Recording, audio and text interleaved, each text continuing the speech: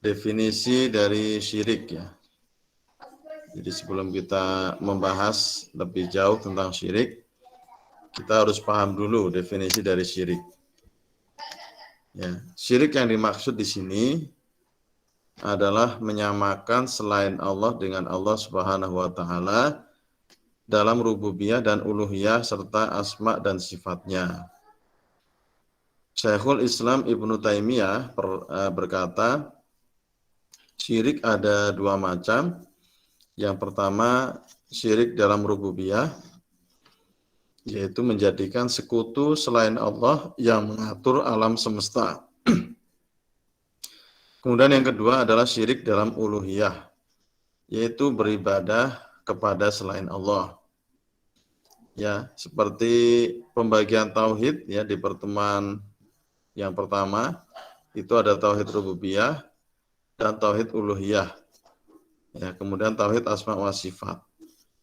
Nah, dalam syirik ini juga ada rububiyah, ada uluhiyah. Ya, syirik dalam rububiyah artinya menjadikan selain Allah, sekutu selain Allah yang mengatur alam semesta. Ya, jadi mempercayai ada selain Allah yang mengatur alam semesta. Ini namanya syirik dalam rububiyah. Yang kedua, syirik dalam uluhiyah, yaitu beribadah kepada selain Allah. Ya. Nah, umumnya yang dilakukan manusia adalah menyekutukan dalam uluhiyah Allah dalam hal-hal yang merupakan kekhususan bagi Allah. Nah, ini pada umumnya yang dilakukan oleh manusia dalam hal syirik yaitu dalam uluhiyah. Seperti berdoa kepada selain Allah di samping ia berdoa kepada Allah. Atau memalingkan suatu bentuk ibadah seperti menyembelih, ya, kurban atau bernazar, berdoa dan sebagainya kepada selain Allah.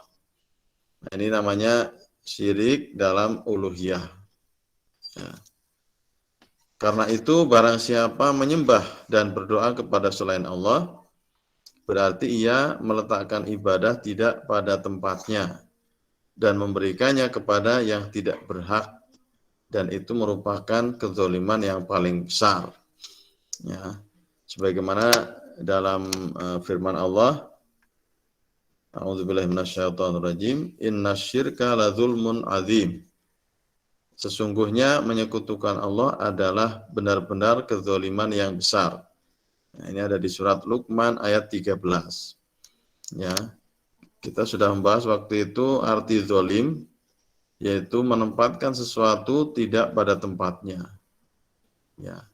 Nah, syirik ini menyembah atau beribadah, tetapi bukan kepada yang berhak disembah. Ya, yang patut disembah, yang patut diibadahi itu hanya Allah. Ketika ada orang atau manusia beribadah kepada selain Allah, berarti dia telah beribadah kepada yang salah, ya, yang tidak berhak untuk menerima atau mendapatkan ibadah tersebut. Maka syirik ini disebut dengan kezaliman. Bahkan kezaliman yang paling besar. Nah, ini sesuai dengan surat Luqman ayat 13. Kemudian dalam sebuah hadis diriwayatkan dari Abu Bakrah radhiyallahu anhu, ia berkata, Rasulullah SAW bersabda, maukah aku beritahukan kepada kalian tentang dosa-dosa yang paling besar? Beliau mengulanginya 3 kali.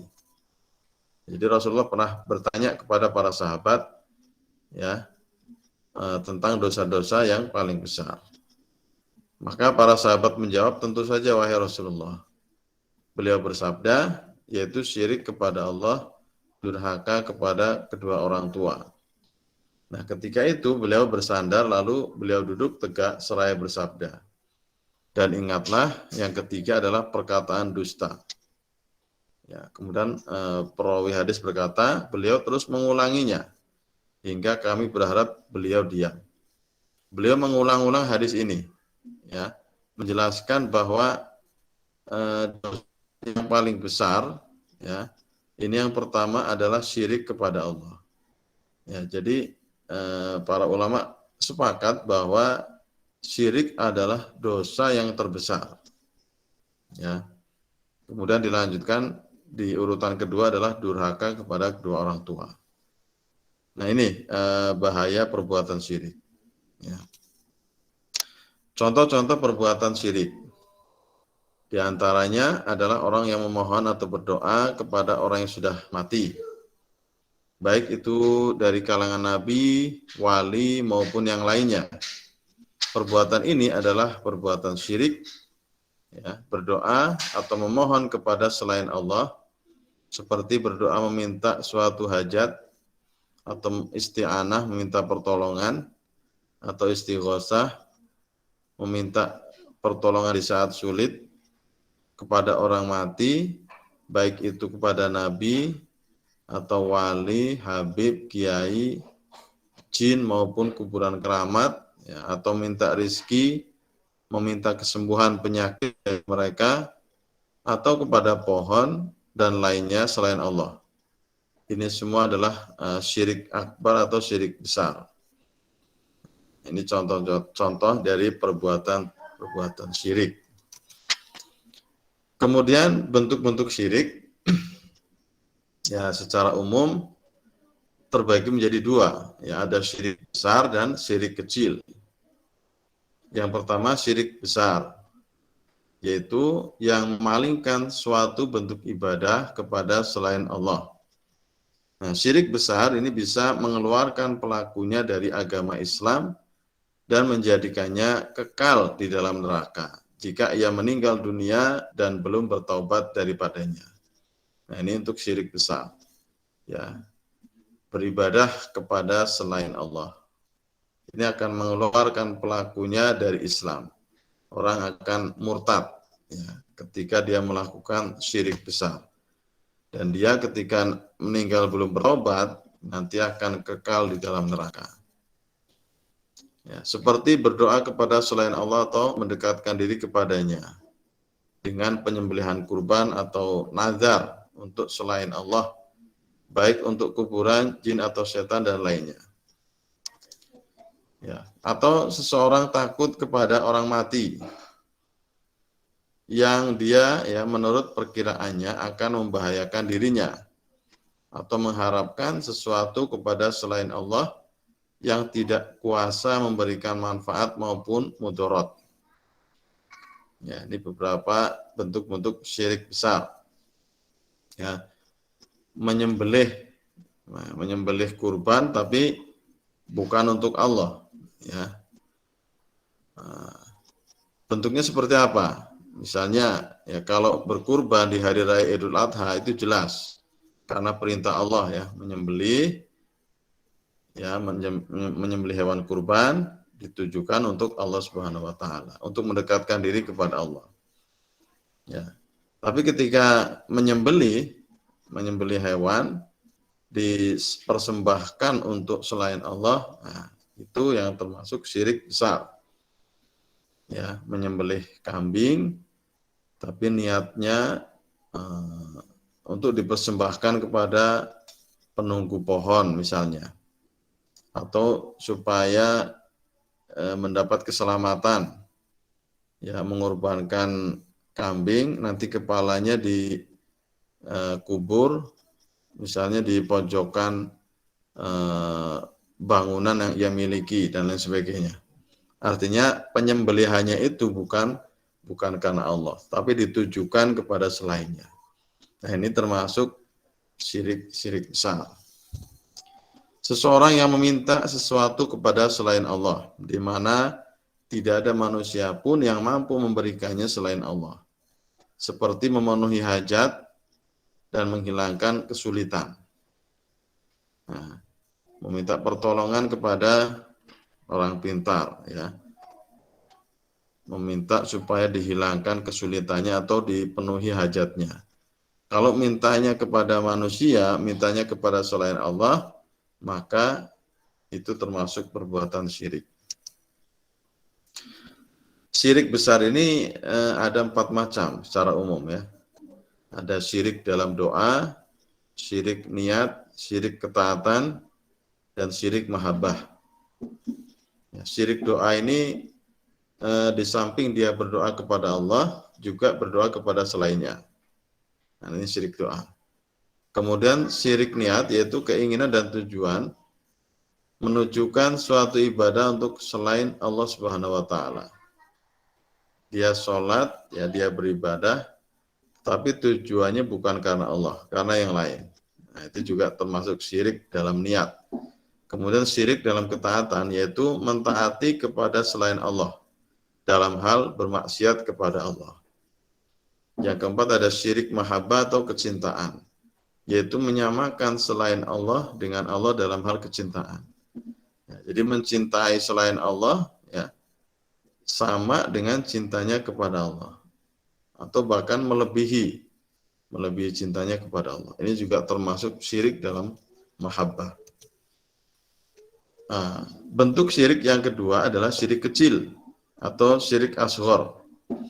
Ya, kalau tadi syirik akbar atau syirik besar, yang kedua ini syirik kecil. Nah, syirik kecil ini tidak menjadikan pelakunya keluar dari agama Islam, tetapi ia mengurangi tauhid dan merupakan wasilah atau perantara kepada syirik besar. Nah, ini bedanya syirik besar dan syirik kecil. Kalau syirik besar dilakukan oleh seseorang, maka itu menjadikannya keluar dari Islam. Tapi kalau syirik kecil, ya, seseorang yang melakukan syirik kecil ini tidak sampai keluar dari Islam, tetapi akan mengurangi tauhidnya. Ya. Dan bahkan syirik kecil ini kalau dilakukan terus-menerus, ini bisa mengarah kepada syirik besar. Nah, syirik kecil ini ada dua macam. Ada yang zahir, ada yang khafi. Ya, zahir itu artinya nyata, khafi itu tersembunyi. Ya. Syirik zahir yaitu syirik kecil yang dalam bentuk ucapan dan perbuatan yang bisa dilihat, bisa didengarkan. Itu namanya syirik zahir. Ya, misalnya dalam bentuk ucapan yaitu bersumpah dengan nama selain Allah. Hati-hati kalau bersumpah, ya. Sumpah itu harus atas nama Allah. Maka dalam Islam diajarkan ya, ketika bersumpah ya kita menggunakan huruf sumpah, harful qasam namanya, yaitu wa. Ya, kita bersumpah maka kita mengucapkan wallahi. Ya, wallahi itu artinya demi Allah. Ya, kalau mau bersumpah harus demi Allah. Tidak boleh bersumpah dengan nama selain Allah. Itu termasuk syirik. Ya, walaupun termasuk syirik kecil. Ya. Aku bersumpah demi langit dan bumi misalnya. Itu berarti sumpahnya kepada selain Allah. Aku bersumpah demi apa ya? Demi orang tuamu, nah, misalnya. Ini termasuk syirik kecil. Ya. Yang kedua adalah khafi, tersembunyi, yaitu syirik dalam hal keinginan dan niat, seperti riya, ya, perbuatan riya atau ingin dipuji orang, dan juga sum'ah, ingin didengar oleh orang. Ya, jadi masalah dalam hati yang ada kaitannya dengan hati, ya ini termasuk syirik khafi, syirik yang tersembunyi. Kita beribadah tetapi ada riya di dalamnya. Nah, jadi riya itu termasuk perbuatan syirik, tapi masuknya ke dalam syirik yang kecil. Karena dia beribadah ya supaya mendapat pujian orang, supaya dilihat oleh orang. Ya. Dia melakukan ibadah supaya didengar oleh orang. Nah, ini termasuk syirik. Contoh lain perbuatan syirik ya, dalam bentuk ucapan, misalnya ada ucapan Masya Allah wasyita, artinya atas kehendak Allah dan kehendakmu. Ya, dia menyamakan makhluk dengan Allah. Ya, jadi menyamakan. Kalau huruf wa di dalam bahasa Arab itu artinya dan, ya, dan itu kan artinya setara. Kalau kita mengucapkan Masya Allah wasyita atas kehendak Allah dan kehendakmu, ya, maka sama dengan menyamakan makhluk dengan Allah. Dan ucapan tersebut salah, termasuk syirik. Yang benar adalah Masya Allah summa syi'ta. Ya. Bedanya ada wa dan summa. Kalau yang pertama wa, yang kedua summa. Nah yang betul pakai summa, yaitu atas kehendak Allah, kemudian karena kehendakmu. Ya, jadi menggunakan summa ini menunjukkan tertib berurutan, yang berarti menjadikan kehendak Allah itu lebih dulu, baru kemudian kehendak hamba. Ya. Kehendak hamba mengikuti kehendak Allah. Itu yang benar.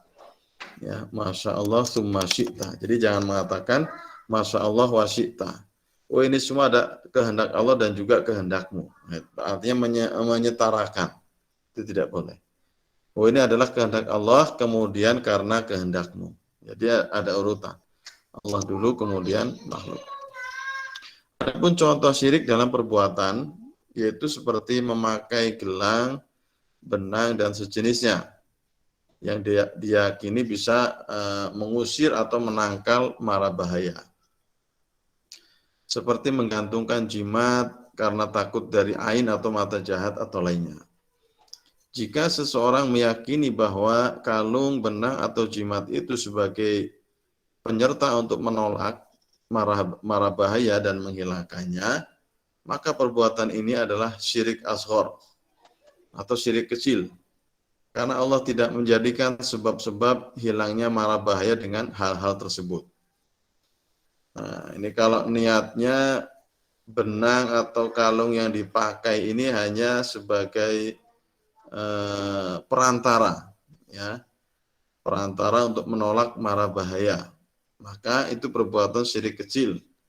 Karena Allah tidak menjadikan sebab-sebab hilangnya mara bahaya itu dengan benda-benda tersebut. Nah, adapun jika ia berkeyakinan bahwa dengan memakai gelang, kalung, atau yang lainnya dapat menolak atau mengusir mara bahaya, maka perbuatan ini adalah syirik akbar atau syirik besar. Karena ia menggantungkan diri kepada selain Allah. Nah, hati-hati. Kalau hanya ketergantungan dengan kalung atau gelang yang dipakai, wah saya kalau tidak memakai gelang, maka saya akan terkena bahaya.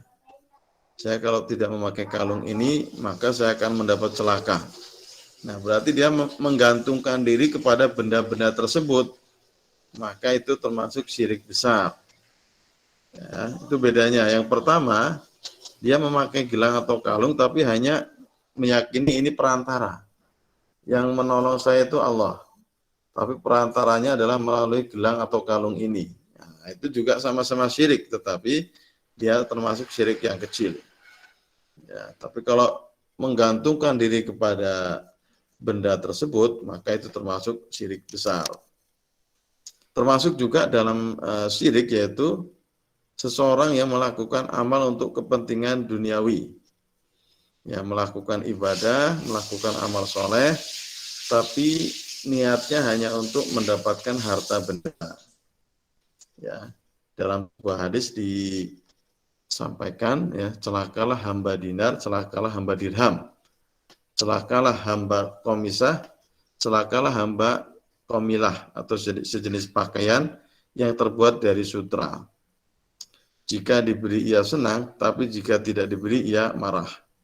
Hadis riwayat Bukhari. Artinya ketika seseorang beribadah hanya mengharapkan dinar, dirham, ya pokoknya mengharapkan materi dunia, maka disebut dalam hadis ini celaka. Ya, pergi haji hanya untuk mencari keuntungan. Di sana nanti saya akan berbisnis, ya, supaya mendapat keuntungan, mendapat banyak uang. Padahal dia ibadah, tapi hanya semata-mata untuk mendapatkan keuntungan dunia. Nah, itu termasuk perbuatan syirik, ya, dikatakan celaka. Nah, kemudian ancaman bagi orang yang berbuat syirik, ya. Perbuatan syirik itu sangat berbahaya, termasuk dosa yang terbesar, tadi sudah kita jelaskan. Nah, bagi pelakunya ini akan mendapatkan ancaman dari Allah. Yang pertama, ya, Allah tidak akan mengampuni orang yang berbuat syirik kepadanya. Jika ia mati dalam kemusyrikannya dan tidak bertaubat kepada Allah, ya, maka dosanya tidak akan diampuni. Dalilnya di surat An-Nisa ayat 48. Innallaha la yaghfiru ayyushraka bi wa yaghfiru ma duna dzalika liman yasha. Wa may yusyrik billahi faqad iftara itsman 'azima.